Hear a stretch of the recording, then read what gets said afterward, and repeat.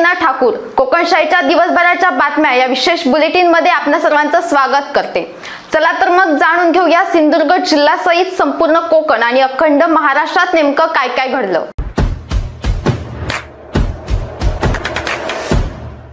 अंगणवाडी कर्मचाऱ्यांना सरकारी नोकर मानावे, त्यांचे मानधन वाढवावे, निवृत्ती वेतनात वाढ करावी या विविध मागण्यांसाठी आज या कर्मचाऱ्यांनी नेत्या कमलताई परुळेकर यांच्या नेतृत्वाखाली जिल्हाधिकारी भवनावर मोर्चा नेला।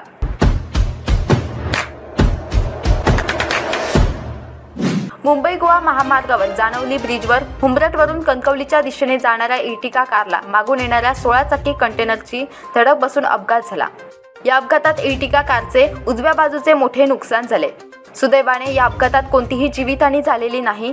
याबाबत अधिक माहिती कणकवली पोलीस घेत आहेत।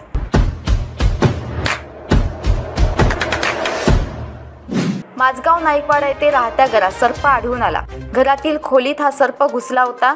त्यानंतर सर्पमित्र राजन निमरे यांनी खोलीच्या माळ्यावर लपलेल्या सापाला पकडून नैसर्गिक अधिवासात सोडले।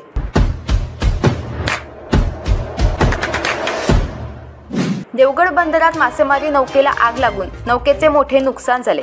देवगड बंदरामध्ये मच्छीमारी नौकेला आग लागल्याची घटना समजताच आग विझवण्यासाठी मच्छीमार बांधवांनी आगीवर नियंत्रण मिळवण्याचे प्रयत्न केले, परंतु आगीची भीषणता मोठी असल्यामुळे आगीवर नियंत्रण मिळवणे कठीण झाले।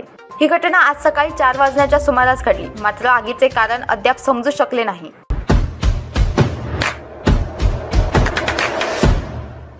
मुंबई गोवा महामार्गावर अवैध दारू वाहतुकीच्या प्रकारात वाढ होताना दिसते। आज पहाटे 4 वाजता संगमेश्वर एसटी स्टँड समोर एका गाडीवर कारवाई केली असून गोवा बनावटी विदेशी मद्याचे विविध ब्रँडचे एकूण 4,64,120 किमतीचे 81 बॉक्स जप्त केलेत। या प्रकरणी दोघांना अटक करण्यात आली आहे।